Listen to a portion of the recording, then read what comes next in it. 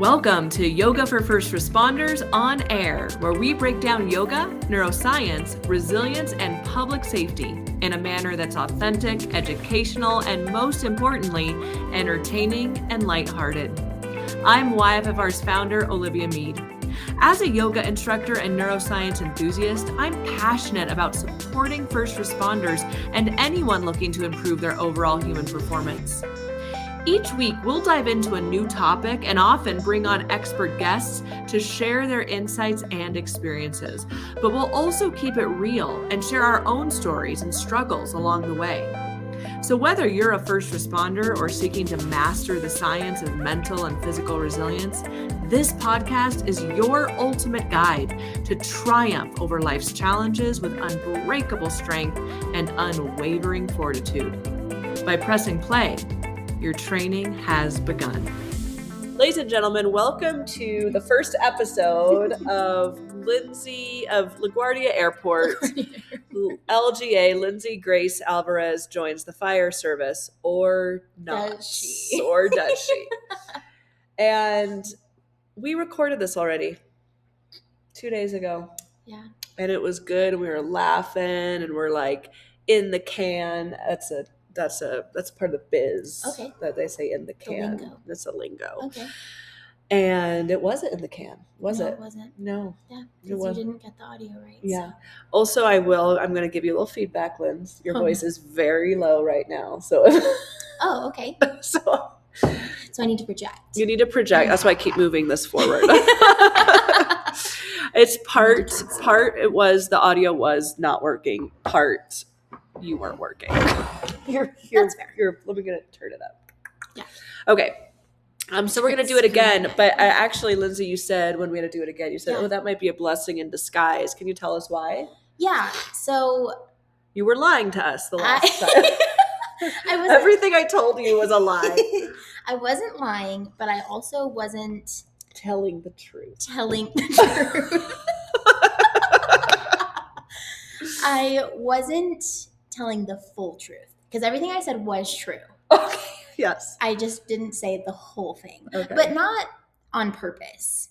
Just because I wasn't really attuned, I think, as much as I could have been. Yeah. But it occurred to me this morning that I was like, oh, there's more that I can share about like the real experience that I'm having. Okay, great. I love that. Yeah. Well, and that's what this podcast is about. So if you didn't hear the finale season, a couple weeks ago where we introduced what we're doing here, is basically the theme of the podcast for this on-air podcast for the foreseeable future. It's following Lindsay on her journey to into fire service and what that looks like. So we can follow along with her and see all the ins and outs. And this is just fun in general because not a lot of people get to see this. Or maybe you're thinking about being in fire service. You can really kind of see what it entails. And so on the finale episode where we introduced this, we told the story of you kind of discovering, where we all discovered together, like, oh my God, Lindsay's like the perfect everything to be a firefighter. Yeah. And it really also lit you up. Yeah. So go back and listen to that. And we filmed that on the day that you put in your application for your second attempt. Of Yeah. your It took me a Bernalillo. while to get it actually. Yeah, in. of Bernalillo County. And Yes.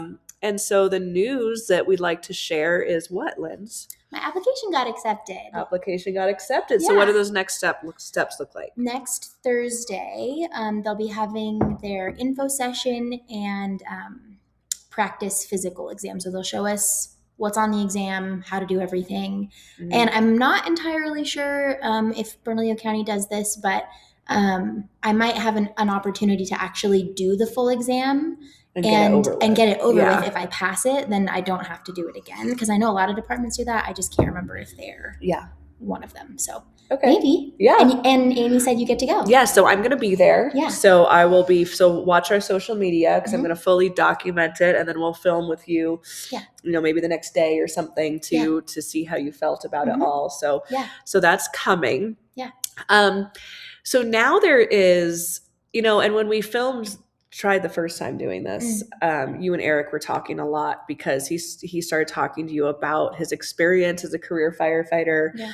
And here in New Mexico, the pension system works as 20 years and out. Yeah. So Lindsay will literally be younger than I am now when she gets to retire, which is amazing. If I get in this year, if you get everything goes to yes.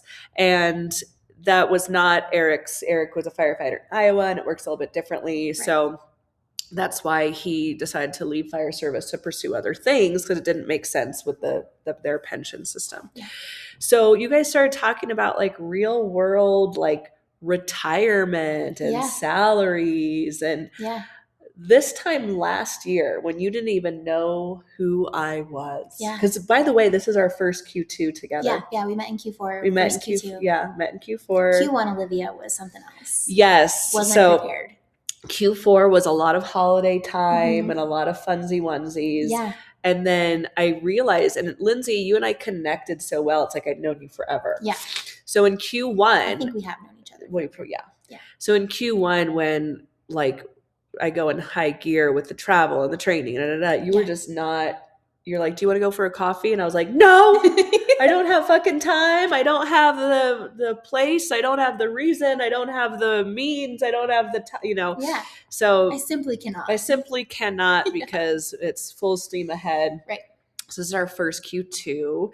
Yeah. So last Q2, you didn't know me. No, I didn't know you. Therefore, you weren't entertaining fire service. No. Tell me about Q2 last year. And I'm sorry, what were you going to say, doll? Well, you're part of the magic of why I'm pursuing fire service. So I wasn't even thinking about it. Take us back to Q2 2025. What was I even doing? I think I was still caretaking. Okay. And I had just started my reselling business. Okay. But I was doing that very small scale, just like really slowly building that up. So I was sourcing natural fiber and vintage clothes to resell online and at markets. But I hadn't really started the markets in Q2. I think I did that more in Q3. Mm-hmm. But I was still I was caretaking still. So that's why it was kind of like slow going, because I was still caretaking. And that's how I met you, was through your resale business. Yeah, at the market. On October 25th. On October 25th, my dead dog's birthday. Yeah. And it was also a Halloween market. It was a Halloween market. That's kind of cool because like your dead dog's spirit. Yes. And what if my dead dog brought us together? She probably did. Oh my God. Thank you, Abby. Yeah. Love her. She's just so much. I'm going to get her paw tattooed on me her soon toes. Once I can figure it out, like where I want it and stuff. Yeah. But if you get it on your hand. I mean, I actually, you guys can hold hands. Well, that's why I wanted to like get it here on my arm so I could like go like this and hold her. Yeah. But I just need to make it look a way that's not like, what's that black blob? Yeah. I don't think it'll look like that. I think it'll be clear, especially if you get it in black. Yeah. Okay. Yeah. It'll be clear. I was saying in the last deleted episode, the deleted scenes that when I've heard this thing in psychology or how the brain works, that if something really big happens on a certain day, the brain remembers small details of the entire day, even stuff before the event happened. Yeah. So that's how I feel about 9/11. I remember waking up in the morning that day before I knew what happened. Like I remember all the small details. Mm-hmm. I remember the moments before I met you. Yeah. I remember where I was. I remember seeing like the thing. I remember going around, and you pulled me in because you were, I mean, I could tell you were new to markets because you were like hustling and like talking to your customers. Yeah. I used to be that way with candles, and now I'm like, come in, I don't fucking care, And we're like, you're going to buy something? No, then move along. I don't feel like talking to you. But you were like, come in, we got this $5 or whatever. And I was like, okay. And I'm not a thrifty gal because I just don't know the skill of it, which you do know the skill. But all your stuff was so cute and good and real, and not like, when I think of thrifting, sometimes I think of like an uncle who died in his recliner watching Judge Judy and drinking a beer with an ashtray. And then they took the shirt he was wearing and gave it to the Goodwill. Yeah. That's what Off I his think. body. Off his body. That's what I think of when I think of thrift stores. That's fair. And I'm sure that there is a small portion of that. But I think for the most part, it's pretty good. But yours was, your stuff is super cute. I wear it all the time. Absolutely love it. Yeah. Okay, so Q2, you're caretaking a man boy. He was a teenager with cerebral palsy. He's still alive. He is a teenager with cerebral palsy. I was wanting to do something different. So anyway, I was getting my resale business going. But what were you projecting for your life at this point?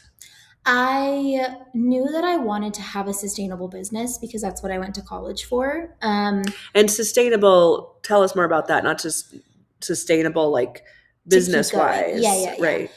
Meaning sustainable for future generations. So there's kind of different facets of sustainability. So there's environmental, social, political, like things like that. And so I was really focusing on more of the environmental and just making sure that, by creating a circular economy within what I was doing, then, I was keeping clothes out of landfills and kind of keeping things in circulation that already exist instead of creating demand for new things. Cool. Yeah. And so I was projecting that to grow into a bigger thing. Okay.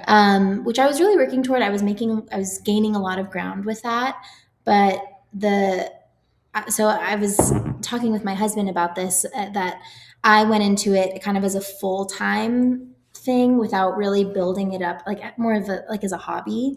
And so I didn't really have the infrastructure of like the followers and the people who knew that I existed, that, I was already kind of starting to make a lot of money regularly, not a lot, but even any money regularly. Because I didn't have that, I really started to burn out because the money wasn't matching the effort that it was taking. And I was like, I can't continue this because I worked 7 days a week all the time, constantly grinding. And it just like wasn't catching up quickly enough for what I needed in my personal life. So I was like, I need to switch gears and do something different. And that was December of 2025. So you felt that pull to do something different even before you discovered like fire service might be the answer? I did. Wow. Yeah. I didn't know that. Yeah. Okay.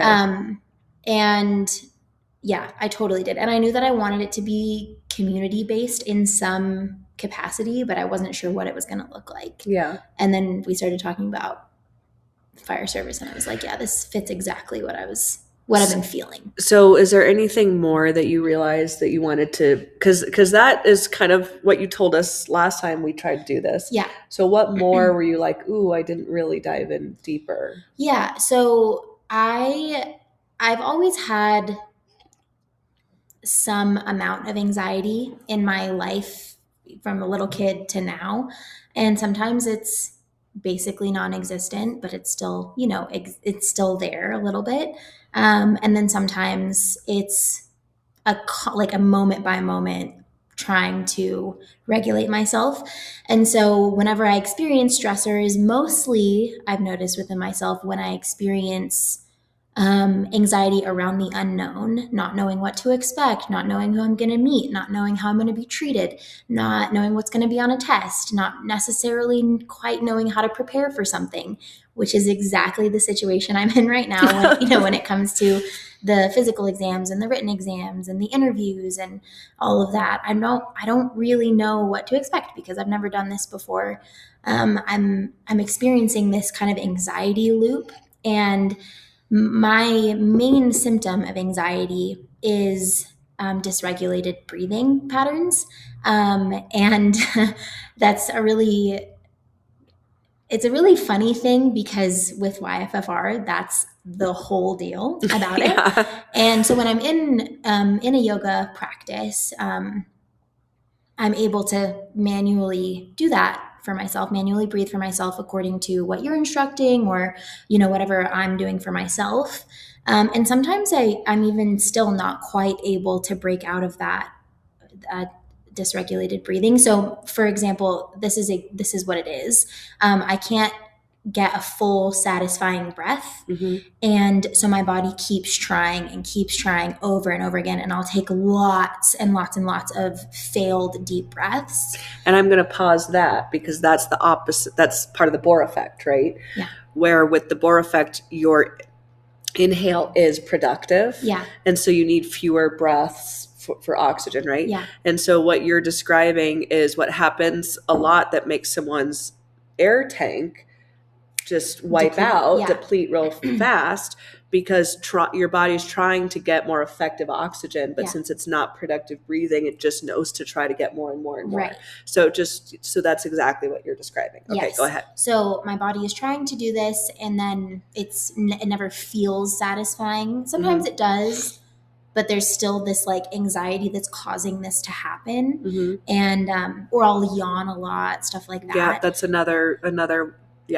one we see. And so it kind of and then I'm like, oh, but then if I'm not able to get it under control myself, then how am I going to do this, when I'm a firefighter? And then it kind of just makes it worse. Yeah. And so I've really been dealing with this anxiety around the unknown, which then affects my breathing, which then dysregulated breathing makes me fear that I'm not going to be able to do my job well in the fire service. So I've been in this loop, and I'm trying to figure out a way out of it.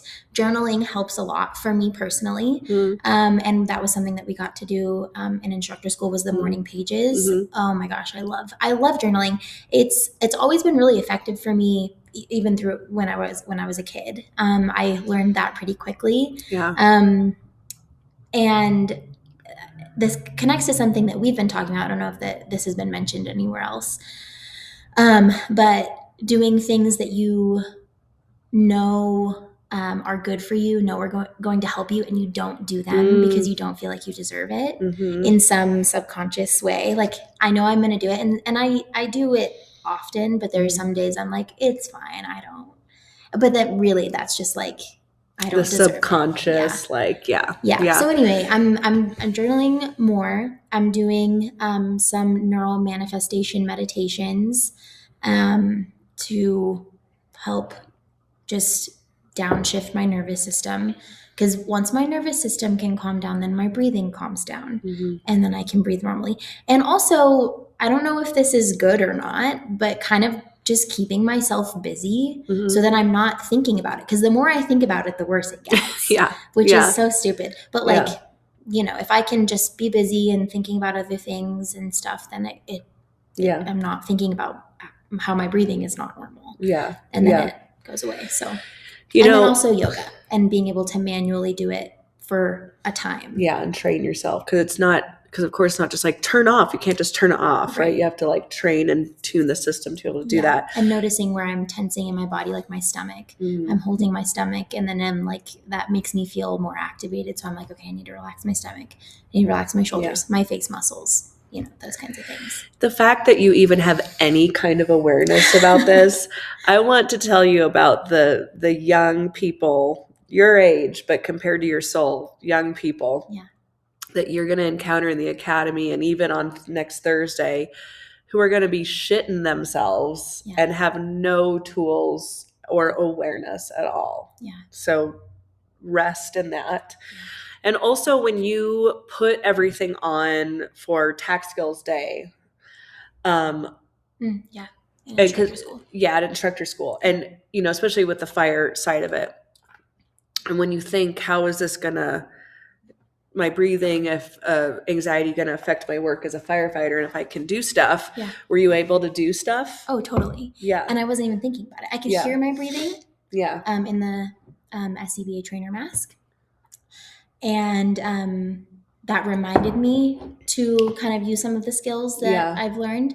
But I wasn't thinking about that. I was thinking about the task at hand and what needed to be done, and working with my teammates and communicating with them, and just trying to accomplish the task that we were given.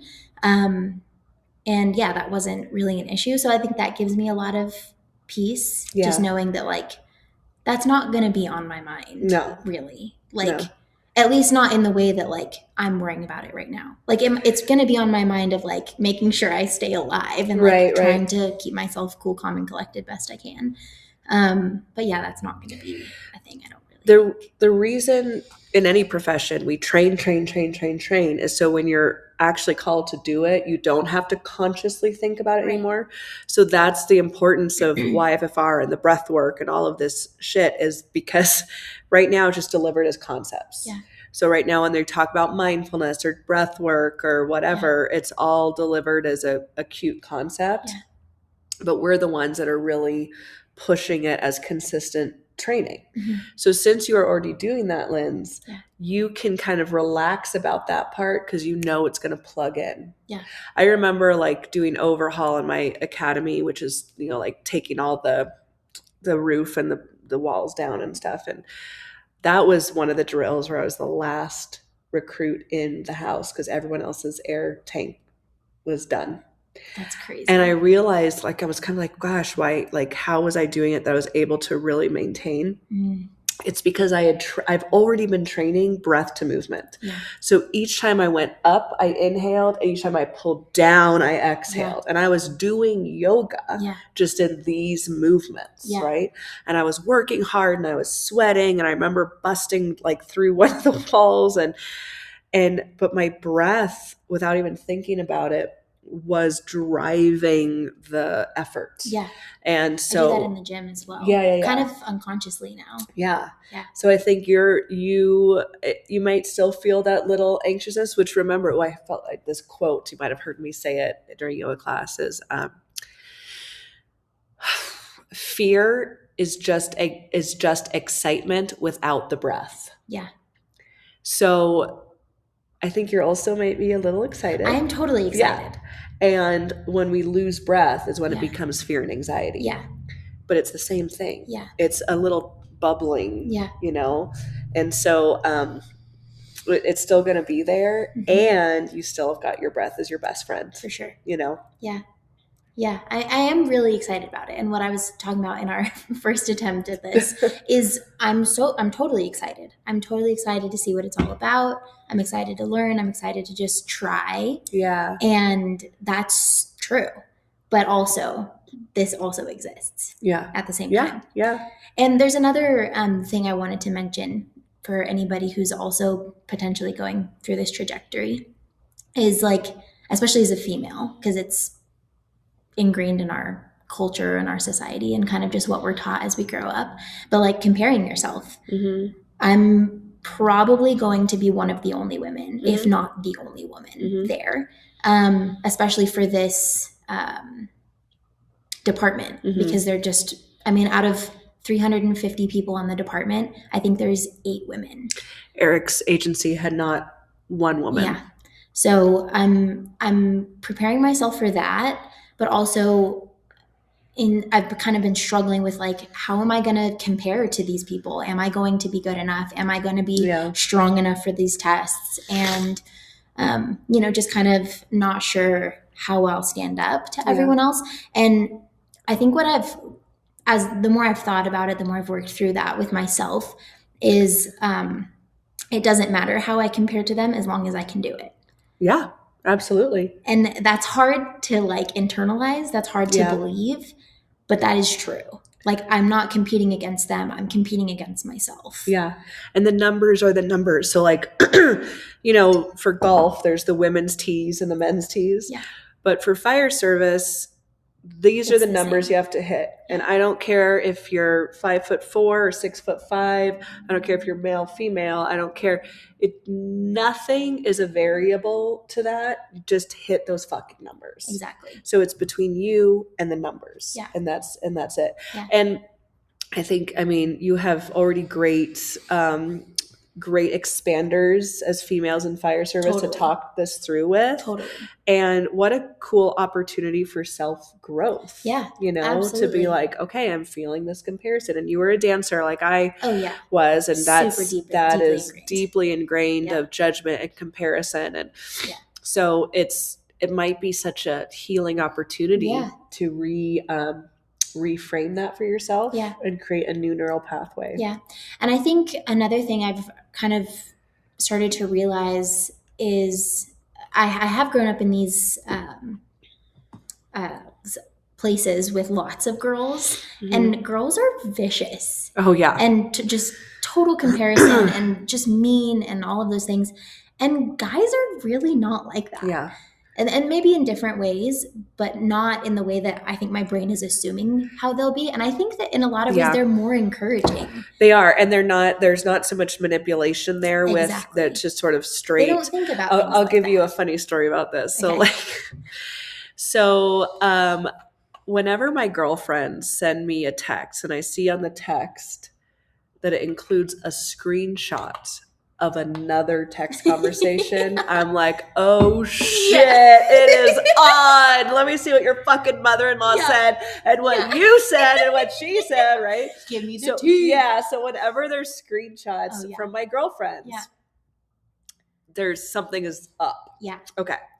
So then I saw like Eric's phone went up and there was like a text, and I saw the preview was a screenshot of a text message. I was like, oh damn, what's this about? He's like, what are you talking about? He was just giving me the ID number to get into the whatever.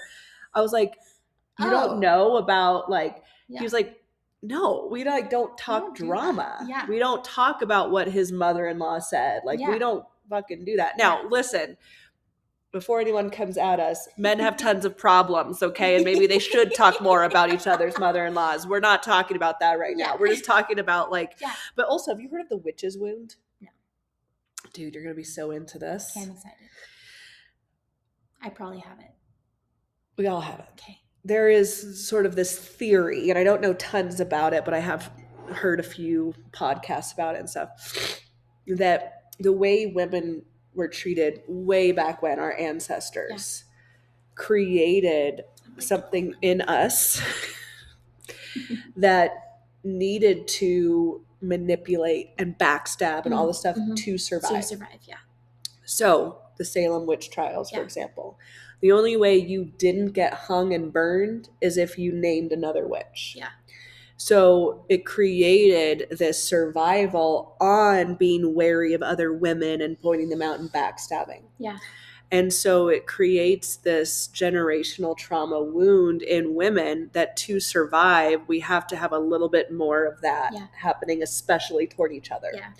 So, because I think everyone does find that. And I feel like I've reached a point with all my close girlfriends, which I have fewer and fewer as I get older, that none of us are like that.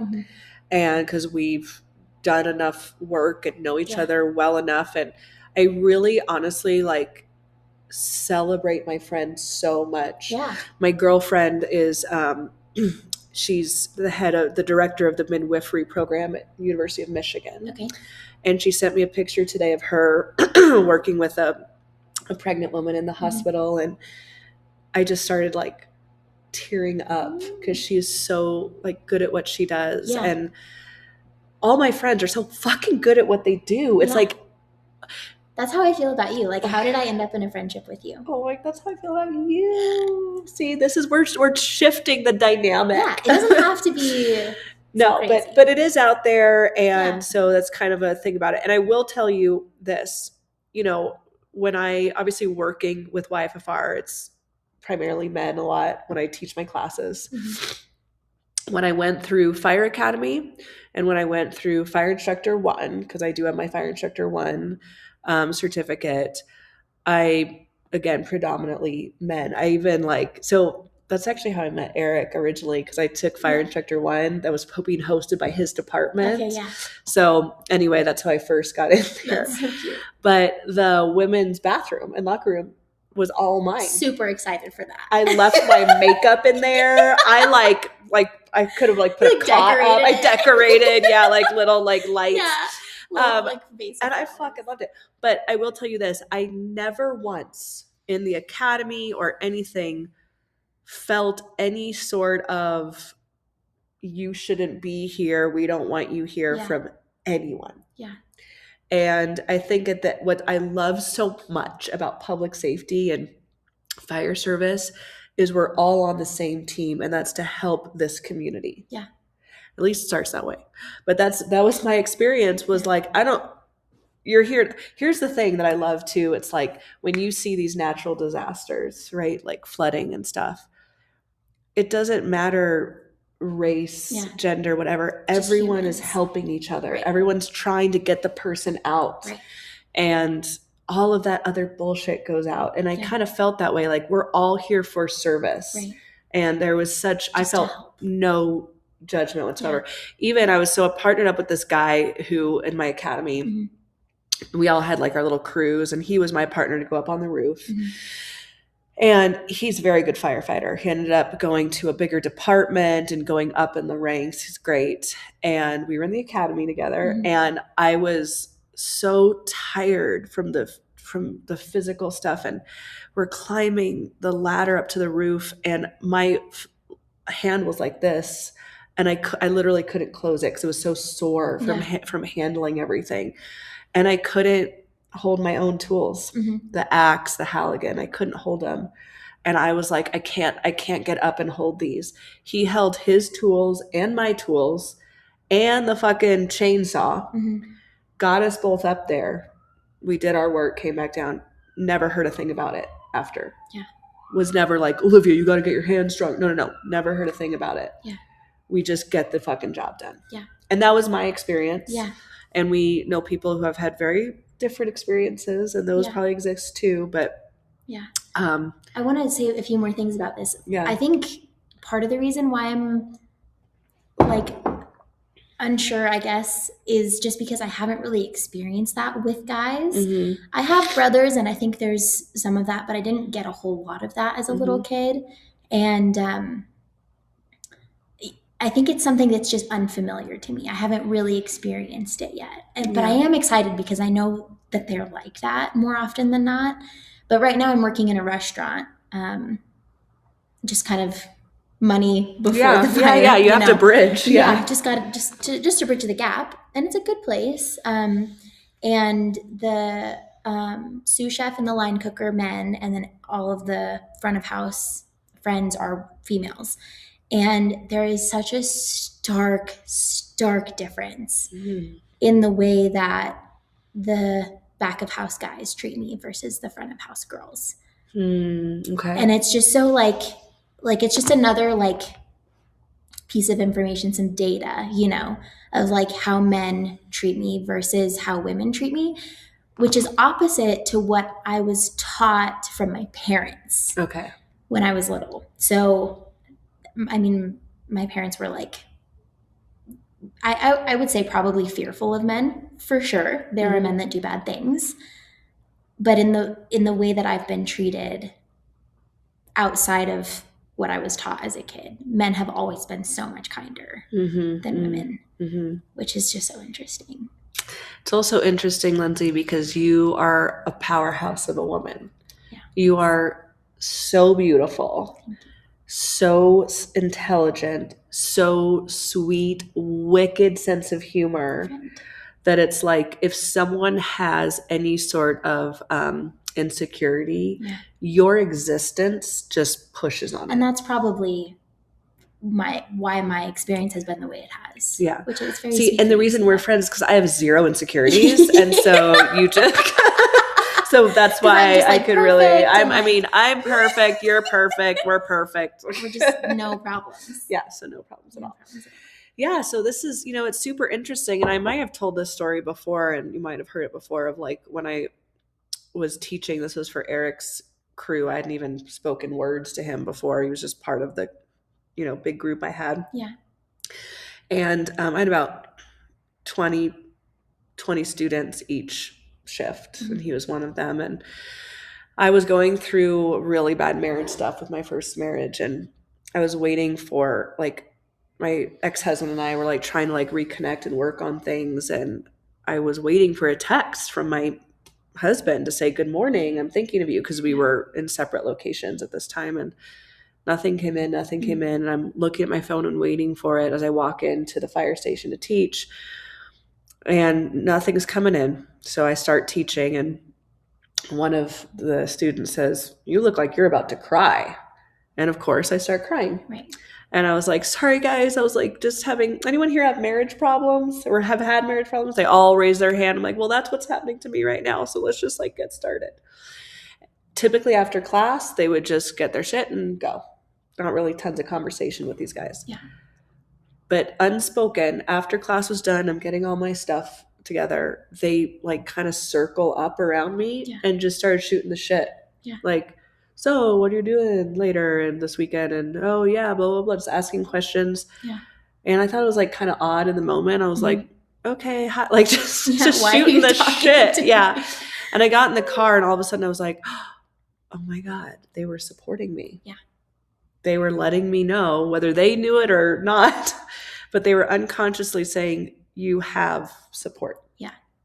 And made me feel less alone. And yeah, so I think it's going to be really cool. And I also think, like you've already discovered, with the few women that are there, will also have your back. It sounds like that's super true. Yeah. Yeah. Because Amy seems amazing. Oh, yeah. And the female firefighters you've been introduced to are amazing. Stephanie, Amy, yeah. Kara.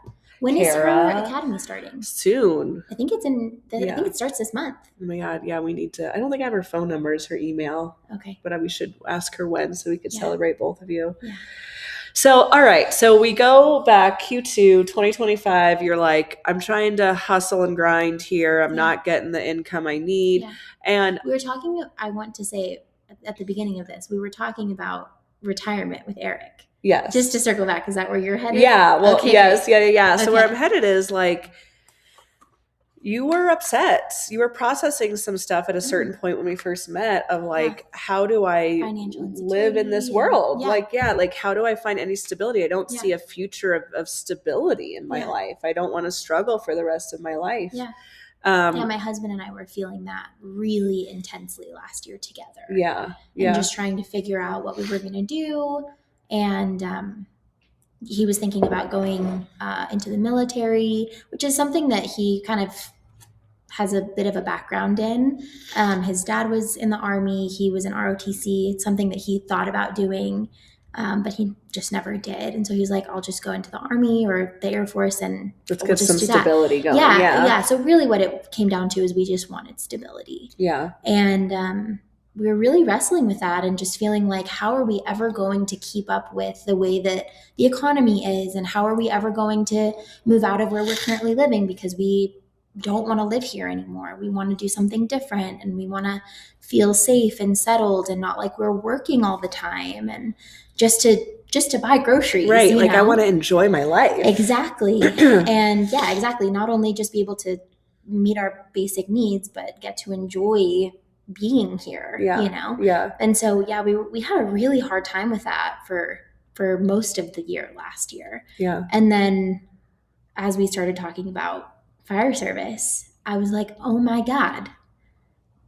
my husband doesn't have to go to the military. Mm-hmm. And I get to do this job that perfectly aligns with all of the things that I've been feeling in my soul. And I get to do something important. And I don't have to work 7 days a week, and neither does my husband. And we don't have to work 2 jobs each. Yeah. And we get to move out of where we're currently living. And by the way, just so everyone can picture this, like, why does she want to move? Lindsay lives in a storage unit. That's not true. Sorry, she lives in a storage facility. Yeah.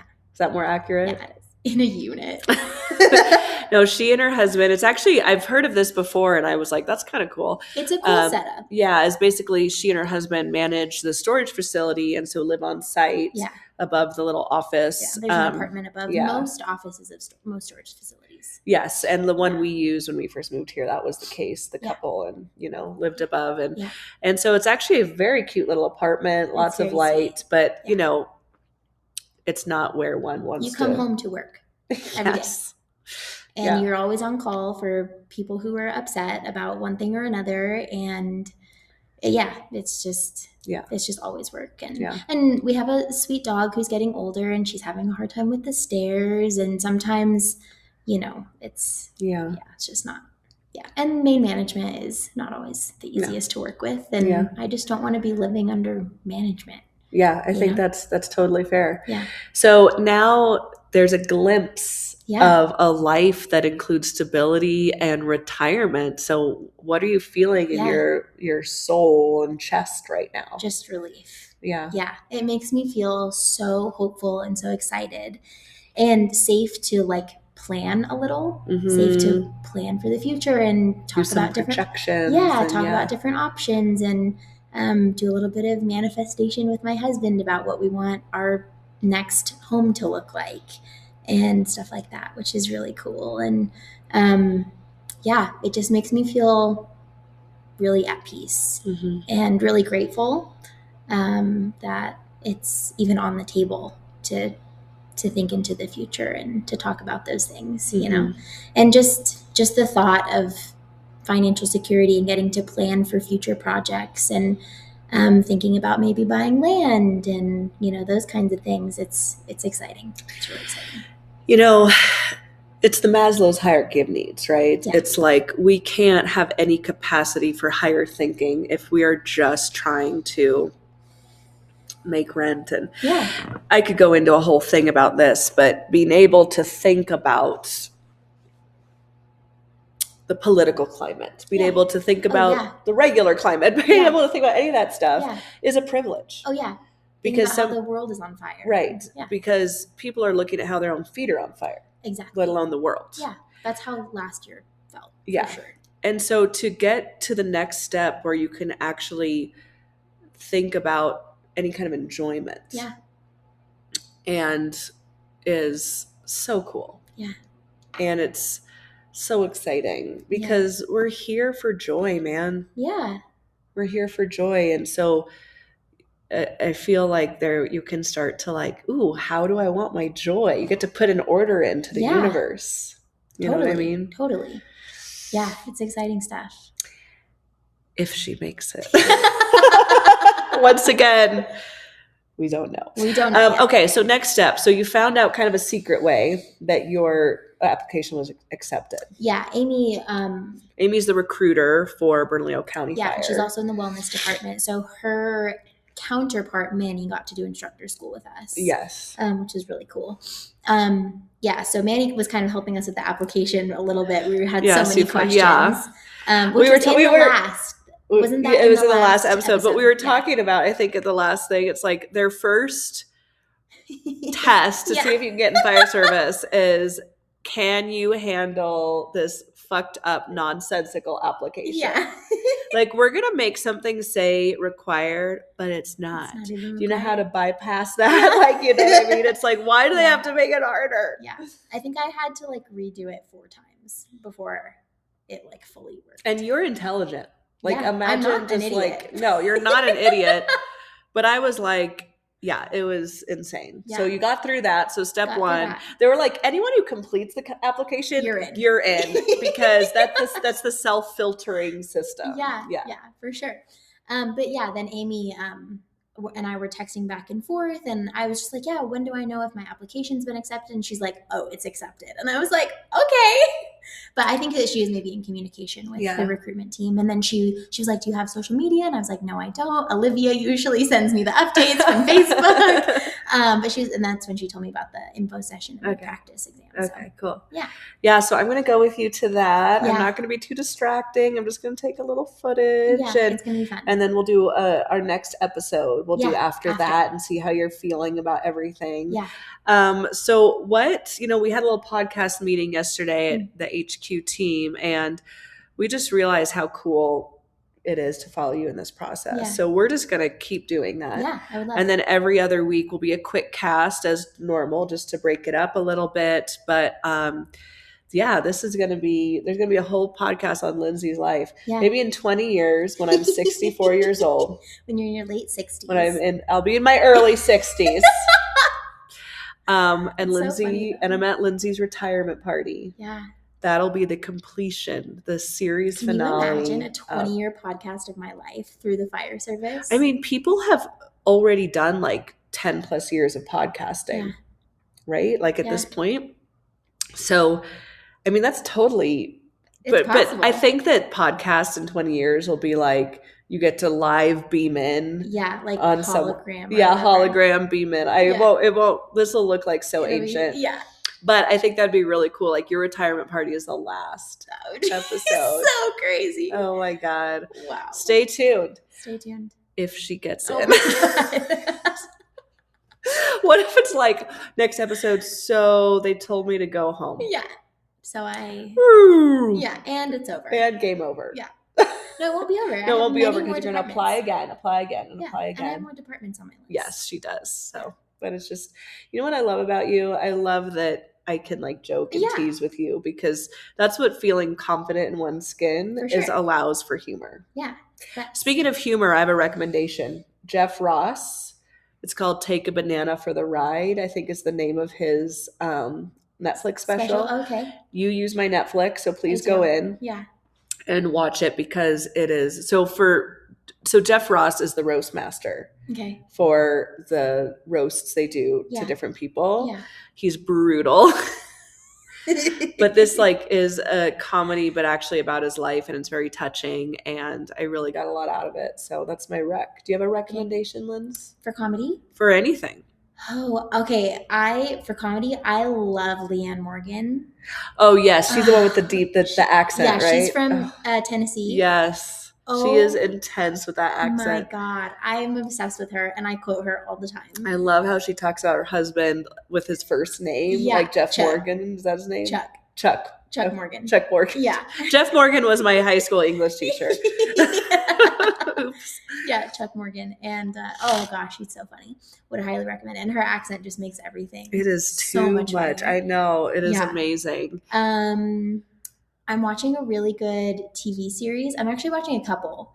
The one on Netflix is Good Girls. Super funny. Yeah. And then the one I'm watching on Paramount Plus is Tracker. I don't know if it's it's like a little cheesy, but like also good. Yeah. Yeah. I started in on Rooster. That's on Apple TV, I believe. And Eric and I like to watch the real estate reality shows. Oh yeah, I love those. I like the Owning Manhattan best because it's more about real estate than drama, whereas the Selling Sunset is more drama than real estate. But so, I always liked House Hunters and Fixer Upper. Yes. Chip and Joanna Gaines. Yes. And is it This Old House or something like that? I don't know. This Old House, where we're doing our instructor development retreat, Rebecca Green, our bestie, she 10 years ago was on an episode of This Old House. That's not what I'm thinking of then. Okay. But I know what you're talking about. I don't know. There's another one that's Good similar. Bones. Maybe. It's like another Southern couple that does it. Oh, I know who you're talking about, but I don't remember their names either. Good Bones is like a woman in Chicago or something like that. Oh, yeah. Oh, I know what you're talking about too. Yeah, that one's a good one. Yeah. Yeah. Well, great. We did that. We did some recommendations. The number one thing, if someone were to see what I'm watching the most, is Mickey Mouse Clubhouse. Oh, yeah. That is. For sure. I'm taking my daughter to Disneyland in 10 days. That's soon. Yeah. Oh, I didn't realize it was so soon. Exactly. And why are you taking your older daughter? Because you've got to train for the fire academy. There is no time for you to go to Disneyland. Actually, I really do want you to come in October to Disney World. I'll bring you. Okay. Okay.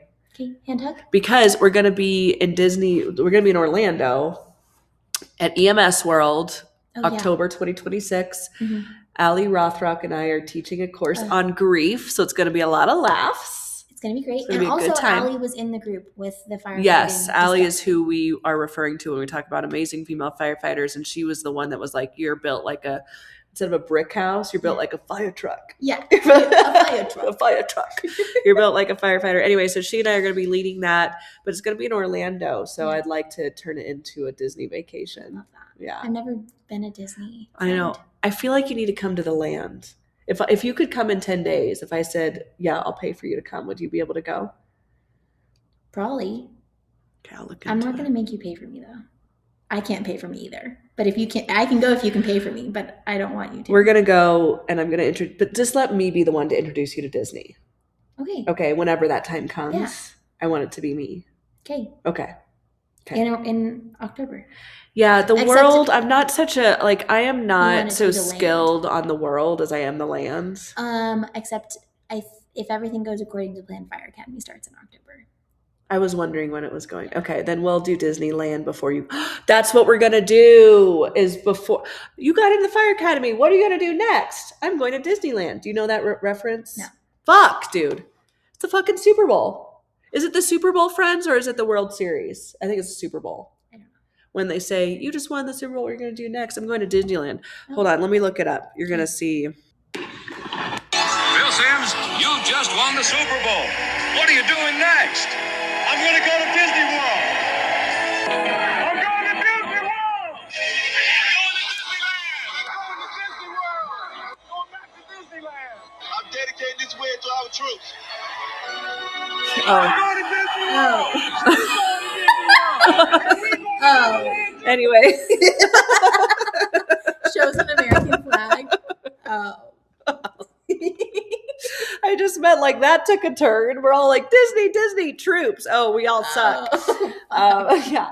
Anyway, so that's where that comes from. Okay. Is Lindsay, you just got into the Fire Academy. What are you doing next? And then you say, I'm going to Disneyland. So we will get a Disneyland trip in before you go to the Academy. Okay? Okay. So right when we stopped recording, Lindsay looked at her phone, and what did you discover? Okay, our friend Amy from BCFR just texted me. She said, hey, I have some dates to help you prepare for testing and manage training.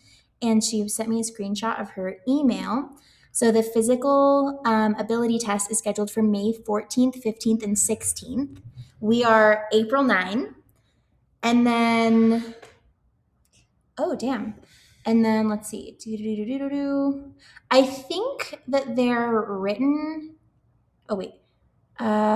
What we don't know as of today is how long after the physical test it will be till they take the written, but probably just a couple of weeks. As soon as I get those dates, I'll let you know. The actual academy is slated to start on September 21st. Fall equinox, honey. Also, this is really good news, though, about when it starts, because Steven and I purchased tickets for a 3-day concert at the beginning of September, but it's like September 3rd, 4th, and 5th. Okay, so that's going to be fun. That's going to be fun. And yes, okay, so now we have a date for the physical training. We got to get you going. So you'll know what you're doing on Thursday. Yeah. And then we're going to fucking hammer it for a month. And Steven just bought me a 70-pound weighted vest that I can take weights out of to lower or raise. And yeah. How are you feeling now that you have those dates? Excited.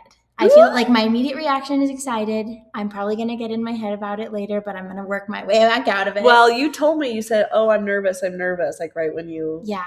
But it's like a good excitement. Yeah, like I'm nervous, excited. Yeah. Like I wasn't sure what it was going to say. We have dates, fuckers. We have dates. I know. This is exciting stuff. Yay. Oh, Linz. All right. Toodles. Hey, before we go, I want to remind you that training your mental and physical health is incredibly important, especially for those working in high-stress jobs like first responders. And if you're interested in learning more about yoga for first responders, visit yogaforfirstresponders.org for our on-demand training app, online course platform, in-person training, and more. Like this podcast, subscribe, and give us a great review. We are so happy to have you part of the YFFR mission.